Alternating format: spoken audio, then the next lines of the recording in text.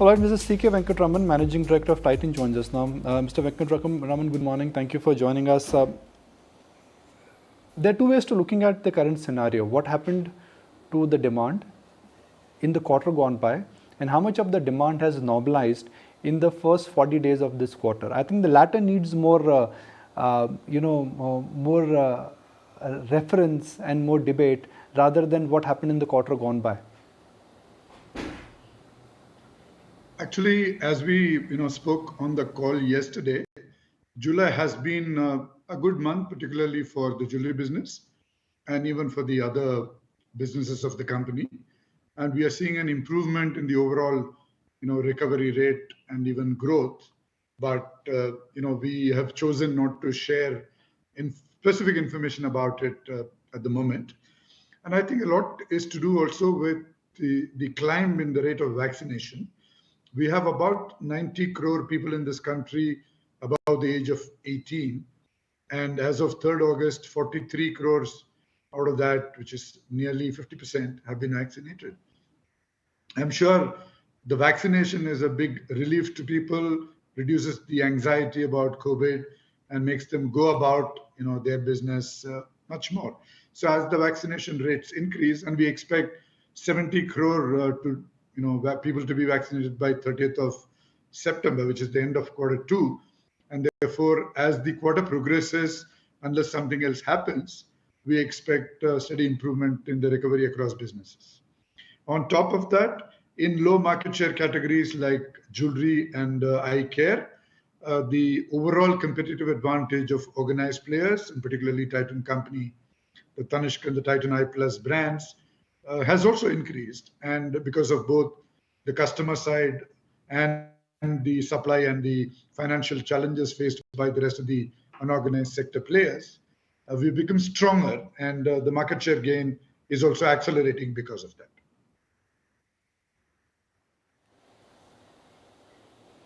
What is your understanding of the consumer behavior between the first wave and the second wave? Because first wave was more about fear and less about number of cases. Second wave was more about number of cases, higher mortalities, and all of us, directly, indirectly, have got impacted because of the second wave. When you see a situation like this, does a discretionary but a non-necessary spend like jewelry take a hit? Actually, jewelry is not a easy to pin down category. It's discretionary in one sense, perhaps, but in India, it's very much part of a feeling of wealth. Certainly, a saving, a route through which you actually save money. And even in April, May of 2020, I was part of a lot of conversation that we did with our customers, and particularly with respect to Tanishq. And there was a very high preference for buying jewelry, even when people were locked down into their homes, when apparently on the face of it, they didn't need jewelry. I think the anxiety about uncertainty drives people into buying jewelry, and I think that continues to play out even now. Even though in May of 2021, all of us were much more personally affected. Somebody or the other known to us was affected, and that had an emotional impact on us. But I do feel that because of vaccination, the personal fear and anxiety has dramatically reduced, and the recovery is actually sharper.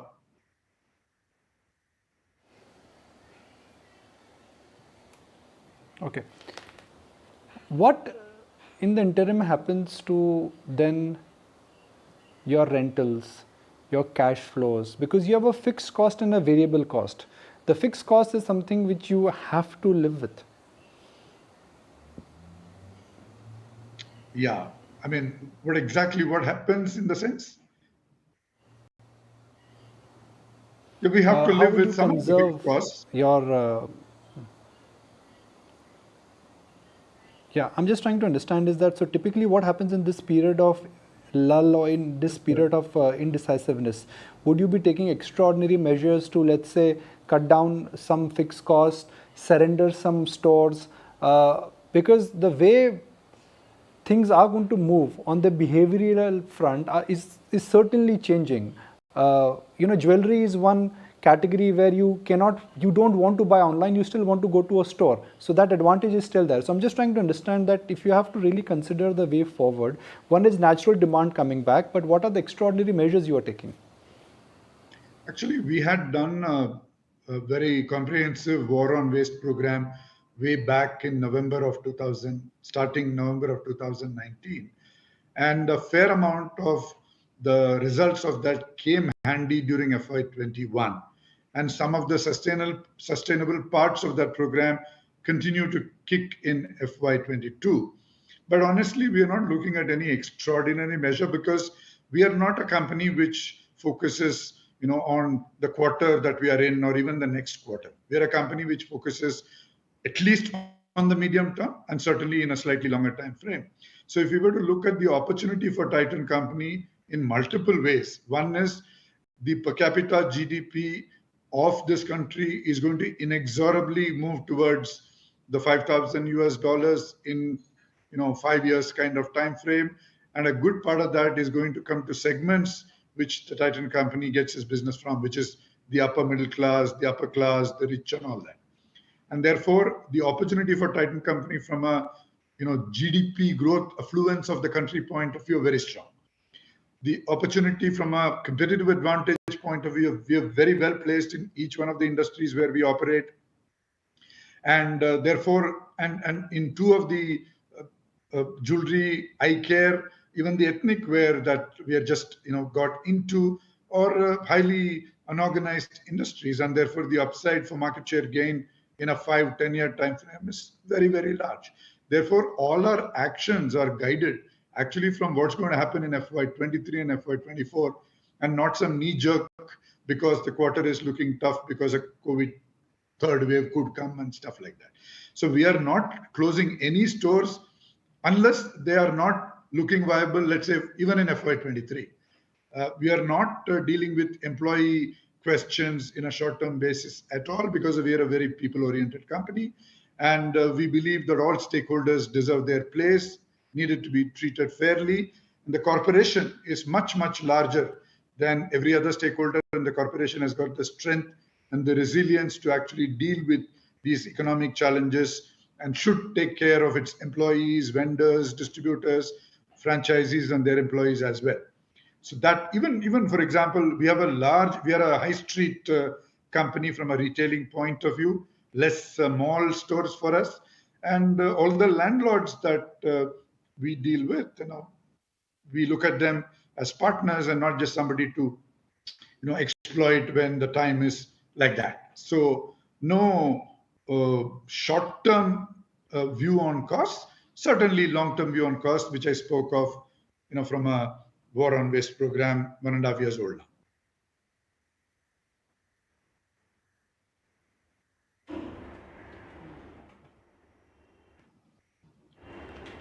All right.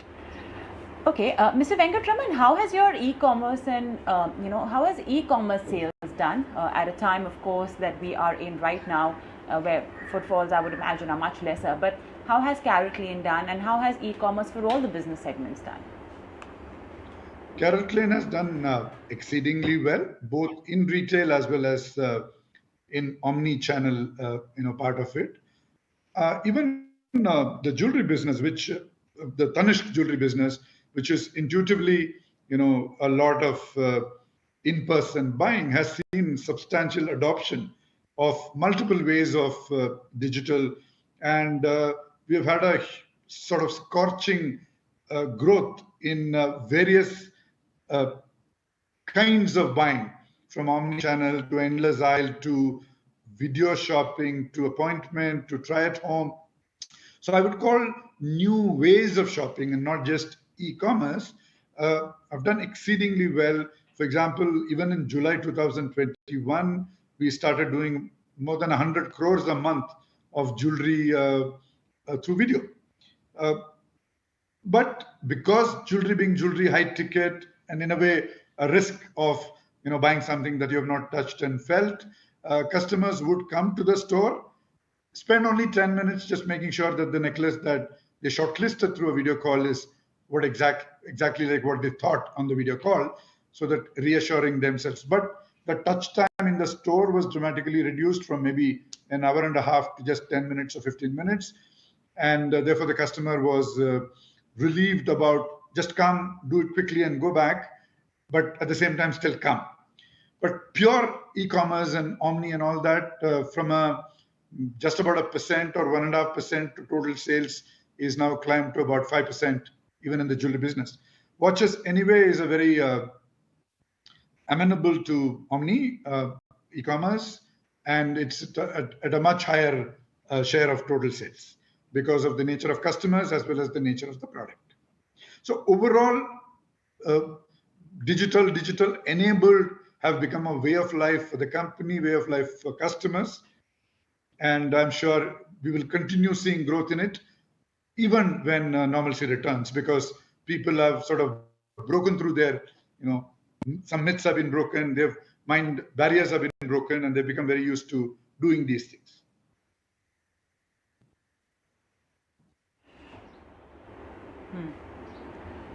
Mr. Venkatram, I was just looking at the segment-wise earnings. Jewelry, of course, has managed to turn around, but the watches and eyewear business are seeing losses on the EBIT front as well. How they've been a little slower compared to your mainstay jewelry business to be able to churn out a high level of margin. So when do you see that sort of changing and turning a corner? Actually, two reasons on that. One is that jewelry is a store of value product. It is not a discretionary expenditure. When people are buying jewelry, they don't think they are, sort of spending money. They're in some sense also converting, money in the bank into money in the locker. So the recovery of the jewelry category, particularly in India, where it's a store of value, where it's an asset class, it's a monetary asset class, will be much, much higher than other true discretionary products like watches, for example. That's one reason for the sales recovery being much better. And the jewelry business of Titan is also a very low market share, and therefore the upside opportunity for market share gain is also very high compared to the watch business, which dominates that category. So that's on the sales and the recovery side. On the margin side, jewelry is a relatively lower gross margin category because it is a store of value product, whereas watches is a very high gross margin category. And therefore, the negative leverage when sales are only 50-60% of your base kicks in and you make a loss. Whereas jewelry, even when you do very well, the positive leverage is low because the gross margin is low, relatively speaking. And the negative leverage is also low because even when your sales tank, you don't lose that much because your gross margin is low. So if I take July, like we mentioned in the call yesterday, the recovery rates for all businesses are steadily climbing. And therefore, as we reach, 80, 90, 100 and beyond, the profits will come back because the gross margin will straight away flow to the bottom line, especially because of our overall control on fixed costs now. So we're very, very, confident about that, assuming that nothing else is sitting, in front of us from a COVID point of view. A year and a half into the pandemic, Mr. Venkataraman, what has been your observation? Has the consumer behaved any differently now that it seems that COVID is something that is not going away in any hurry? Is the customer tilting towards more affordable carrot lane kind of jewelry as opposed to others? Not really. And perhaps it is to do with, again, I'll go back to the store of value aspect of the product. Like when you're buying a 100,000 rupee television, for example, that money is gone the minute you bring that television home. And therefore, can I be better off with an 80,000 or a 75,000 rupee television in these times when money is tight? That's one angle to that. But 100,000, necklace, remains 100,000 when you bring it home. So that angle is there for jewelry as opposed to any other expensive, product category. So that is one. The second is the it's very difficult to estimate the industry performance, but within the industry, the upside opportunity for a brand like Tanishq is very high. And therefore, people moving away from other local jewelers, people currently moving from, spending money on a holiday, which is not happening, to spending more money on jewelry. Those advantages are there for Tanishq. One of it is sort of long term, the other may be just short term till people start resuming travel. So those advantages are there as well. And therefore, from an overall behavior point of view, from a attachment to the category, I don't think significantly anything has changed on jewelry. In other categories of the company, certainly because of the lifestyle changing, I'm most of the time sitting at home. Like now, for instance, I'm talking to you through the laptop. And therefore, for example, just in apparel where premium t-shirt, premium casual wear has jumped hell of a lot, formals have started coming down. There is no equivalent like that in our across the company, even though a brand like Taneira, which is a special occasion sari, obviously will be hit because the special occasions have been hit. So till special occasions come back in our lives, there will be a challenge. But at the same time, the market share for a brand like Taneira, their opportunity is very large. So even if overall demand in the sari category is only, let's say, 80% of the total in FY23, for a small player like Taneira, we could still grow a hell of a lot despite that industry compression happening. So this is the way I would look at it. So from I think maybe for another 6 months to 1 year, overall socializing would be under pressure till people, like the government says, now you can take off the masks, right? I think that would be a big signaling of return to normalcy. And I think then you'll dine out more often, because today when you're wearing a mask, even the idea of dining out, even though you can dine out, take off the mask and all that, but somehow that mask is an indication of a new world. I think the dropping of the mask will mean dramatic recovery back to socializing, everything to do with socializing. And many of our products are socializing products, dressing up products, and they will sort of come back into their own when that happens.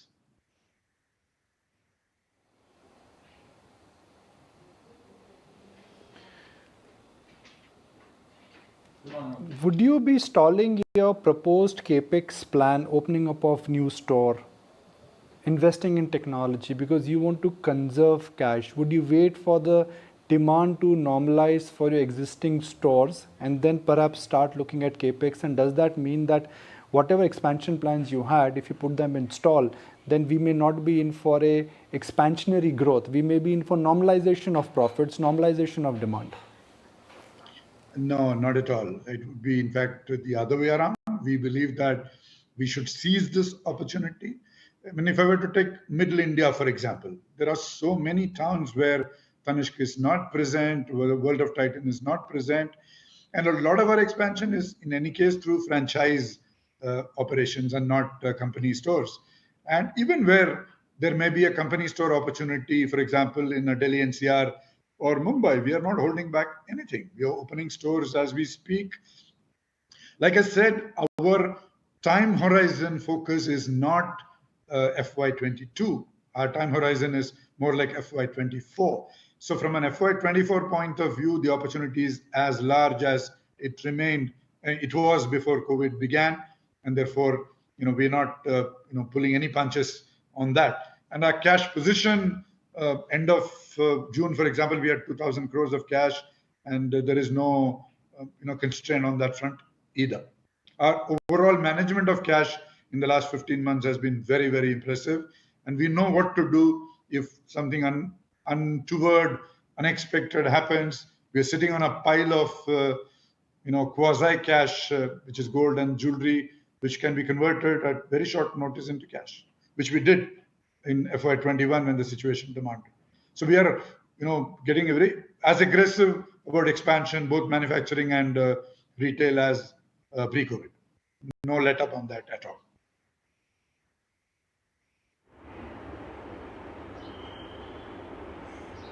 Mr. Venkatraman, we leave it at that. Thank you so much for joining us this morning and sharing with us Titan's strategy, a forward-looking one, looking at FY23 and beyond. And understandably so, right? I mean, this fiscal year, the last one was marred by a lot of one-off black swan events. So I guess it makes sense really that you adopt a very forward-looking, futuristic approach. Thank you once again for joining us.